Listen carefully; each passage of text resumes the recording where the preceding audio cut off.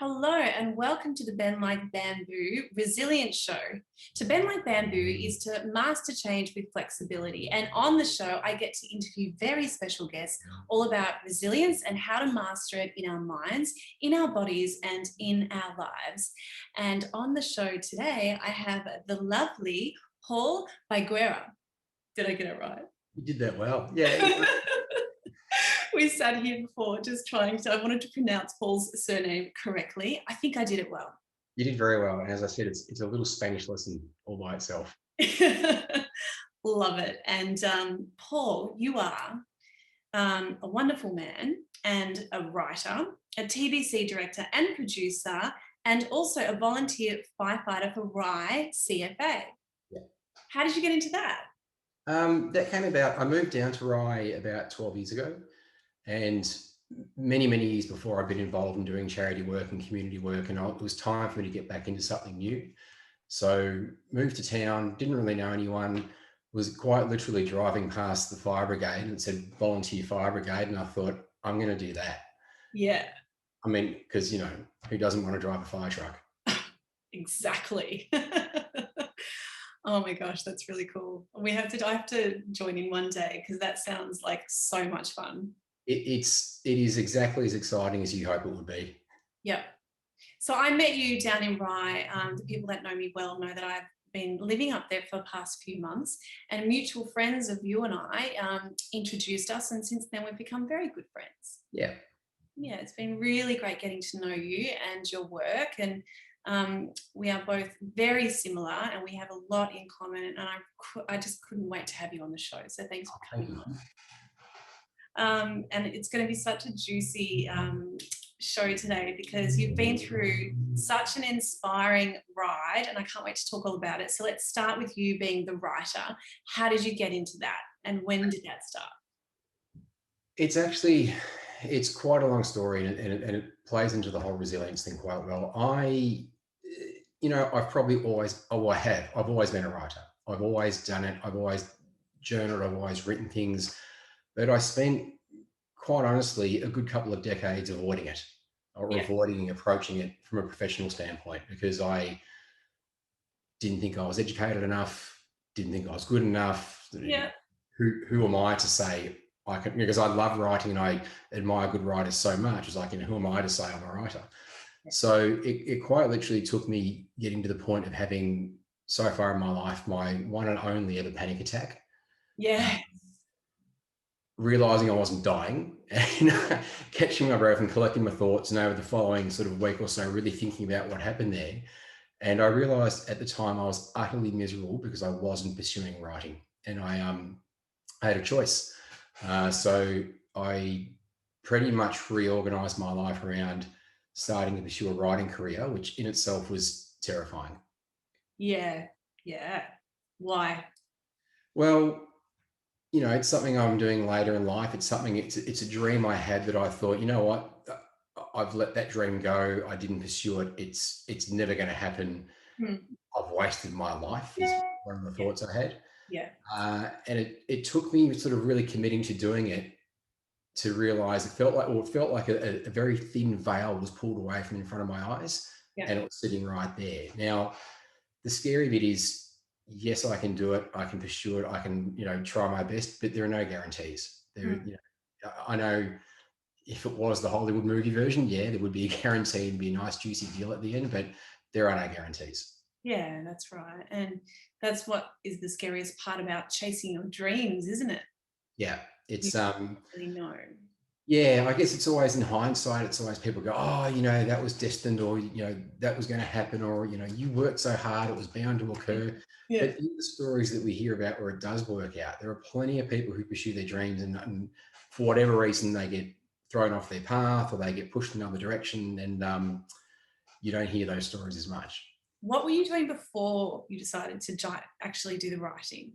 So my background is in television commercial directing and corporate media directing. So I was a director and producer, editor, content maker. Yeah. And again, all of that I was doing in a bid to be involved in the industry, but actually avoiding sitting my ass in the chair and writing. Yeah, always avoiding it. And thank God for that panic attack then. Oh yeah, no, it was at the time it was horrendous. It was the worst thing, and I think anyone who's been through it knows you have that moment where you think I'm dying. Yeah. You know, I'm about to drop dead in my car right now. Yeah. And look, you know, it was a revelation, and it was a real chance to have another crack at my life. But at the same time, it was tough. You know, it was coming through that and realizing what I needed to do and what I needed to change. There was still quite a long slog ahead. Yeah. Yeah. So what does resilience mean to you?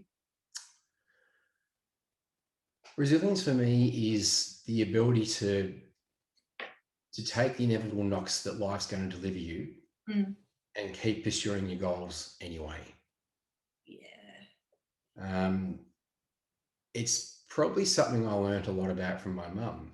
Yep. Watching her bury two husbands. Yeah, okay. And her attitude to life was amazing. You know, I remember talking to her about it when I was an older teen. I said, you've had a pretty rough trot. How did you cope? And Mum's basic attitude was, I had two beautiful, loving marriages, and most people are lucky if they get one. That's nice. And that, my respect for my mother went through my roof, because that was her worldview. That was her perspective. Was like, look, this has been delivered to me. Yeah. But there was so much good that I had in that, and even though life took those things away, I'm still here and I'm still living. Yeah. And I can still have a rich life. Because it does, it really is that perspective, isn't it? How you can look at, you know, adversity, and when things do become difficult in our lives, when we're faced with challenges, there's always those two perspectives that we can choose to look at it. And yeah, your mum sounds amazing. Well, and it's what, you know, and the lesson stuck, because it's been that pathway from me going, okay, I need to change my life and start writing, to where I've ended up now, has tested that resolve. Yeah. Regularly. I think anyone who's in a creative field knows that, you know, your life is made up of hearing the word no pretty much all the time. Yes. Like, the default is no. So I got to the point where I think I had my lowest point in pursuing the writing work probably last December. You know, I've written a bunch of feature film scripts. I've been in talks with managers, agents, production companies, etc. Nothing was happening. Yeah. Got to last December, and some people I work with, you know, we had a strategy call one day, and I was pretty much on the verge of tears going, am I kidding myself? Yeah. Am I completely wasting my time? And should I just maybe stop this right now and, you know, deal with it? And they're like, no, keep going. Getting always good response. You know, we'll get you there. And, you know, they came up with some very good strategies for me, but then quite literally it turned around. A few weeks later, I met with a producer who read one of my scripts, absolutely flipped out for it, loved it, requested all my work. And then this person set about finding me representation. And a couple of weeks after I spoke to her, I was put on to the person who has now signed me on as my manager. Amazing. How did it feel the moment you found out that you were signed? It was quite surreal, because it's something that's taken me 5 years. Exactly. You know, it's something I've spent 5 years working towards. And again, you know, believing I could get there, but also knowing there's no guarantee of that. Yeah, will it actually happen? Will it actually happen? And I watched, you know, there's some people I'm involved with in the States who help set up these meetings and things, and I watched 150 people get signed ahead of me. So, you know, I was number 151 for this company that helps set up these meetings. And I think that's when I realized I'd learned quite a bit about resilience. I bet. Because to keep going despite feeling rejected, or like it's not happening yet, and all the effort that goes into it every single day. And if you don't fall in love with the journey, and we have, you know, it's okay to be, you know, inspired by the end goal, but that's the balance, isn't it? Being inspired by the everyday journey as well as the end goal. Yeah, that's absolutely right. It was a matter of, look, to do this work, you have to have a very strong internal sense of why you do it. You know, you can't be putting it onto external rewards, but of course you need some kind of external recognition to help you work out, are you any good at this? Yeah. And can you actually get there? But and I guess that's where it gets really frustrating as well, because at the times where you think, okay, it may not ever happen, that's okay, because I'm still going to keep doing this thing, the writing anyway. Yep.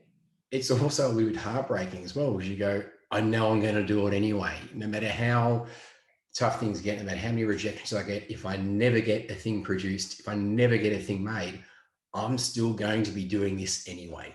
Yeah, because you love it. You love it. And it's just, tell me, what were talk me through the harder days where you felt like, your dream, it wasn't going to happen, because you wanted to get signed, you wanted to really reach that goal. Because let's explain to everybody, what is the difference between being a writer that is signed and isn't? Like, what are the benefits of being signed? It's huge. So now I now have someone who's in my corner, who's a fan of my work and whose job is to go and get me work and sell my work. Yeah. And she doesn't get paid until I get paid. Yes. It's, she takes 10%. And it's funny because it's like being in a relationship, finding the right rep, because it needs to be someone who connects with you in terms of your work. And then you feel like, understands what you're trying to achieve and can help you develop and move forward. So look, there was times I got close prior to that. And again, 2020 hindsight, you go, don't know if those other reps would have been as good a fit for me as my current rep. Like, she's a really good fit for me. Right. Where it gets hard is when, as any creative, you're putting a part of yourself out into the world. And then you are asking complete strangers to judge it. Yep. And they'll give you their opinions on the work. But of course, because it's your work, you feel like that you are being judged as a human being. So, because you're attached to it. It's personal. It's of you. You can't help it. Totally. I mean, can we please run through that awesome creative process that you and I bonded over? Oh, yeah. Okay. So this is it. I can't remember the name of the girl, unfortunately. It's a person from the States created this beautiful little graphic. Yeah.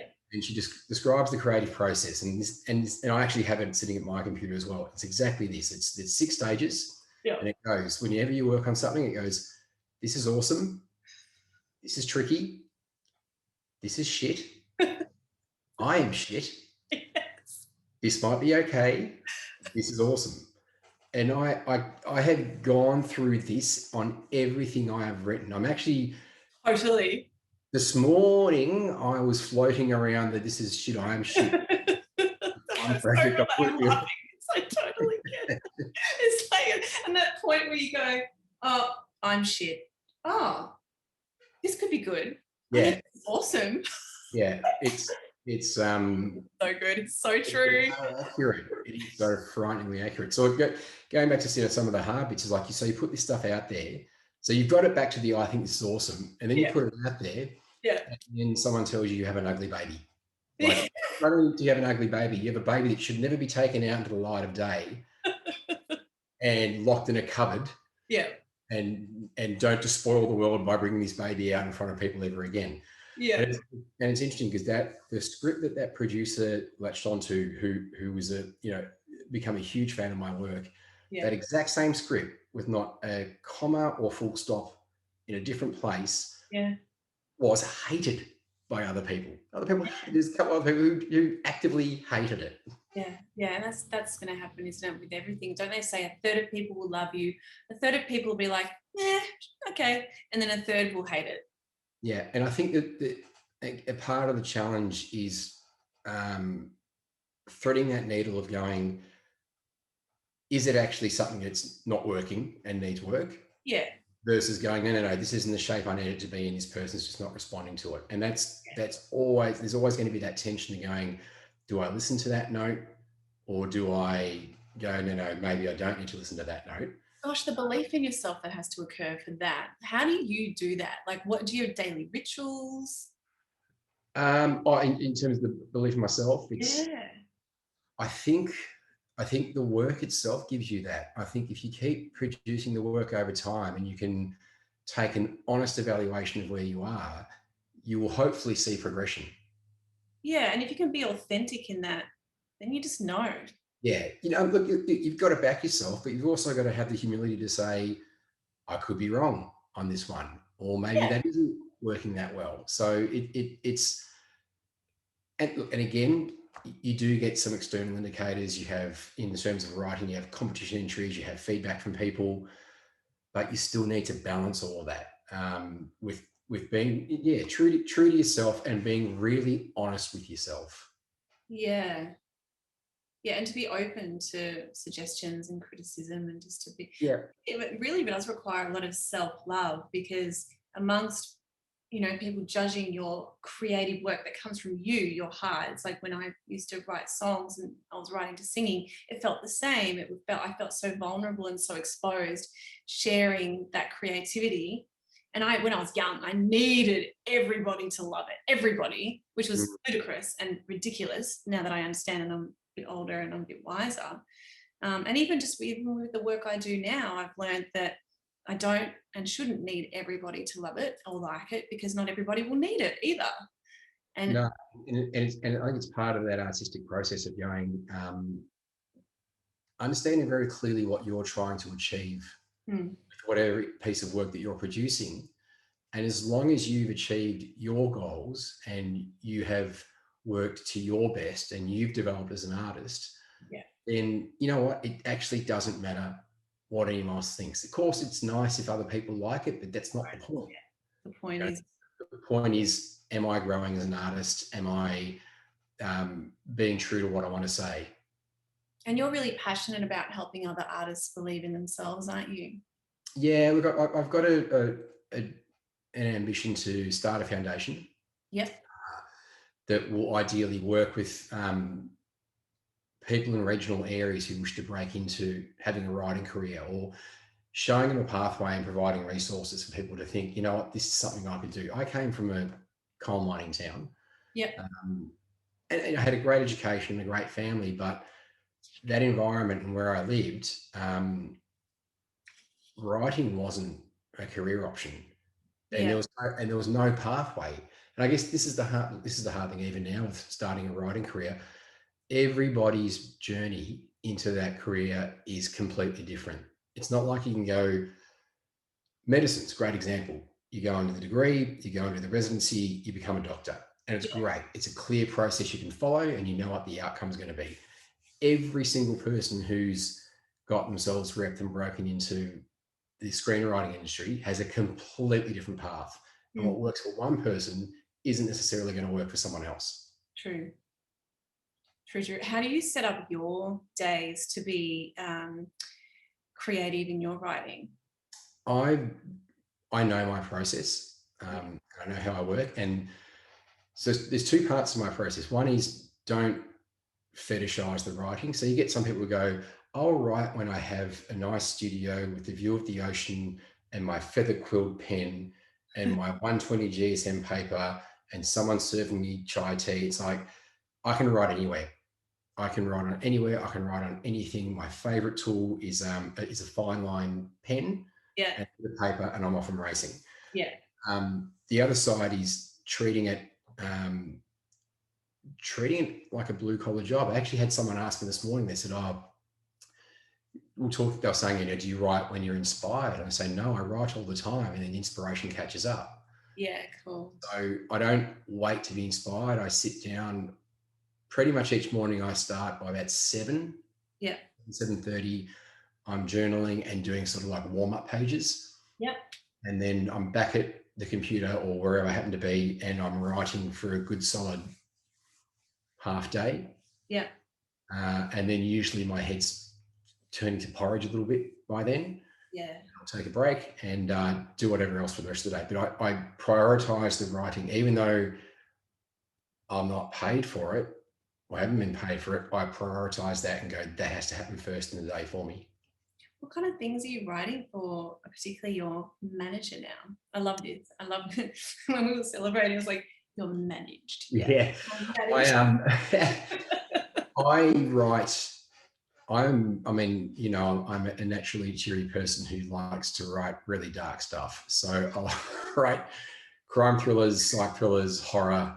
you know, the sort of the darker parts of human behavior fascinate me. Cool. And it's an area I really enjoy writing in. So, you know, I'm never going to write a rom-com. It's not in me. Yeah. But yeah, so I'm just fascinated by exploring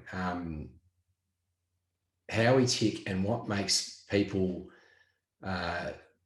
do things to their detriment when it would be so much easier not to. Yeah, that's beautiful. I love that. That's very important.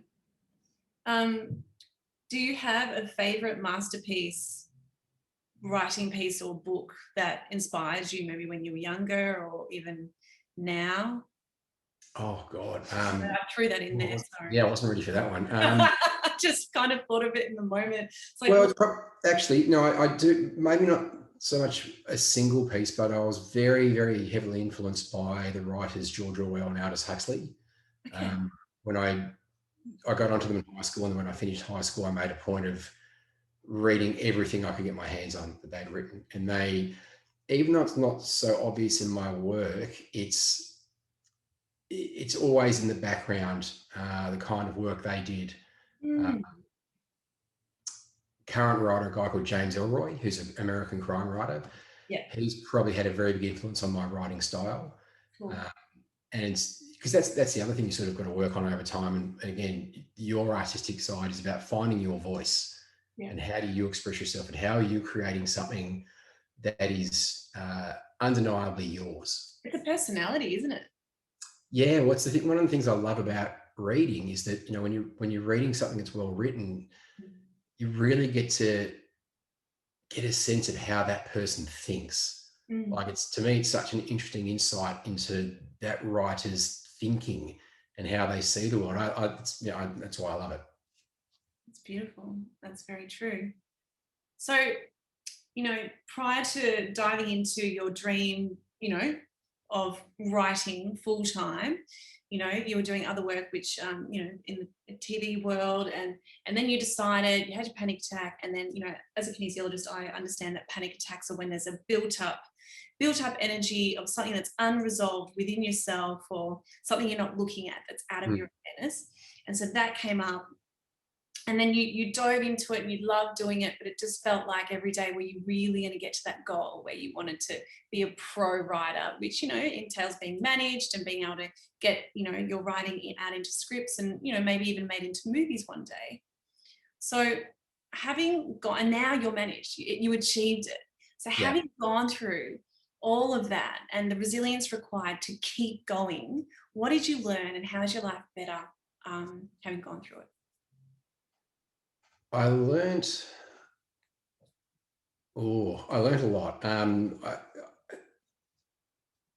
I think one thing, when I was younger, I probably, like a lot of people, perhaps took my thoughts and feelings a little bit too seriously.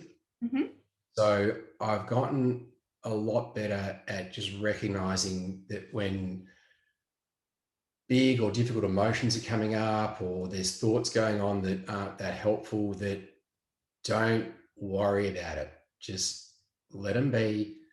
They'll come and they'll go. Yeah. Particularly, actually, one thing that I really learned recently and stuck with me, and I still think about it a lot, is the fact that, you know, our brain, its function is to generate thought. You are never going to stop it from generating thought. And so many of the thoughts it generates are completely useless to you, if not detrimental. Yeah. So don't worry about it. Just let it do its thing and get on with what you're doing anyway. Yes. So this morning was a great example. Yesterday I had a bit of a down patch with some of the work, and I just woke up and I was feeling a bit weird about some of the stuff I was working on, and I recognized what was going on, and I went, doesn't matter, just go and sit down and write. And sure enough, those feelings passed, those thoughts went away. And those thoughts aren't an objective truth. They're just thoughts. Yeah. And that's what I mean by perhaps taking them too seriously when I was younger, where I saw them as a truth or a reality. It's like, no, it's just a thought. It's just a feeling. Passing moment. Yeah, let it go. And then it transforms into something else.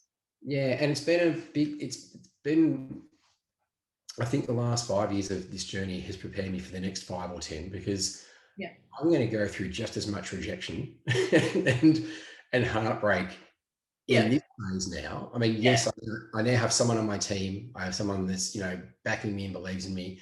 But, just got to do the work. Just got to keep doing the work. Absolutely true, because even you're in the game now more than ever, but it still requires doing the work. And maybe we need that long period of resistance to build the resilience that's preparing us for the next stage. And you would not have been ready for this next stage had you not gone through the pressure that builds up, trying to believe, is it going to happen? Is it going to happen? And it would have taught you discipline.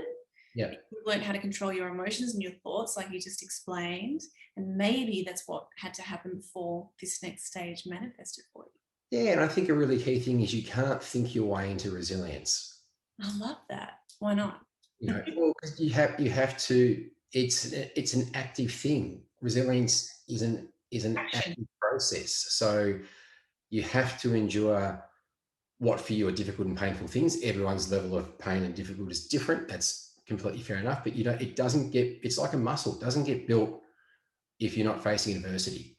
Yeah. So when you face adversity, and we already said earlier, we talked about choice. Resilience is a choice, and I think you get better at it the more you exercise it. Yeah. But when everything's falling apart around you or not going your way, you have that moment of choice of going, am I going to keep pushing through? And I think this is the other thing is it's not that things don't hurt you and upset you still. And it's not that things, might feel objectively crap or not. You're still going to have those thoughts, you're still going to have those feelings, but you just need to keep going anyway. It's like that old saying of, courage isn't the absence of fear, it's acting in the face of fear. Yeah. Resilience, I think, is similar in that it's not, you're never going to, I don't think you ever reach a point of going, I'm bulletproof and whatever rejections I get are just going to bounce off me because I'm resilient. It's like, no, it's still going to hurt like hell, but resilience is what's going to pick you up and keep you moving forward. Yeah, it's who you become in those moments when you keep going anyway. Yeah. And that builds that inner thermostat within us where we learn how to believe in ourselves. It's probably a bit of a positive upward spiral because you go through those things, you persevere, you feel better as in yourself about having done that. You face the next thing, you've had a bit of history, you go, I can do this, you persevere again, and it becomes a bit of an upward spiral. I love that, upward spiral. That's really cool. So what would you tell your 20-year-old self with what you know now? Don't take your thoughts and feelings so seriously. Yeah, that's so golden. Yeah. Doesn't mean you invalidate them. You just put them in their correct place. Yeah. It's just a thought, it's just a feeling, it's okay. Other ones are going to come along shortly. Whenever I go through those moments, I realize that I'm either stuck in the past or overanalyzing the future, and I bring myself back into the present moment simply by staring at a tree or an animal or Henry, my dog's eyes, or I'll journal or meditate. Yeah, well, I think anything that anchors you is, I think, and nature is really good for that. Living down the coast is great for that because I grab the dog, go for a walk on the beach, and just focus on looking at what can I actually see, like what is right here in front of me. Yeah. And again, as someone who's as good an overthinker as the next person, I get it. It's hard. You get caught up in your head and you're off into the future or you're off into the past and you think you're not there, but you are. And then you get angry at yourself and it just keep trying to come back. Yeah. So just keep trying to come back to where you are. Let it feel uncomfortable. Let it feel a bit painful, but just keep coming back to where you are and trust that that'll move on. Yeah. And when we find that inner anchor within us, like a tree that is anchored, that's how we become more flexible. And then we're more creative and innovative and we can see more solutions around us, the more flexible we become. But I'll tell you what, to master stuff like this and to really go for your dreams, it requires courage. It requires courage to become successful, and it requires courage to continue every day while, I made a good point before, if I do say so myself, I made a good point that you've really got to fall in love with the journey. Yeah. As well as the end goal. And only because that's something I'm working on this week with my coaching that I have for all this kind of stuff. And I realized that some of my goals are quite long-term that may not be achieved for at least 3 years. And so if I'm constantly focused on that end goal, every day I feel unsuccessful.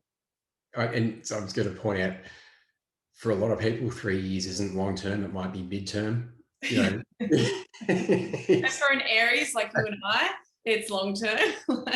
There's the famous FDR quote, which I know Brene Brown's referenced a lot. And I'm going to paraphrase it and brutalize it badly, but that whole idea of, it's not the critic who counts, it's the person in the arena. And I think that's a really, really critical thing. When I set out on this journey and when, okay, I'm going to do this, I'm going to write, I'm going to really have a crack at building a career here.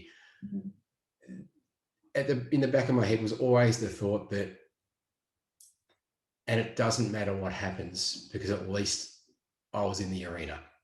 Correct. And anyone else that's in the arena with you are going to be loving and supportive people that have your back. Typically they are. And typically, the criticism can be, except of course you would experience criticism with people that are in the arena because they're writers too, commenting on your work. But that's that's the lovely thing about writers. And once you sort of find your writing community and writing tribe, which I fortunately have, you're never going to get better support than what you get from there because they're all going through it too. They know exactly what it's like, and they face the same challenges you're facing, and you'll face challenges that they will then face. And it's a really nice community. I love that. And so that's why you wanted to create a foundation, which is really inspiring. How is it that you're going to help people, particularly that are living rural, to find this pathway into a career of writing?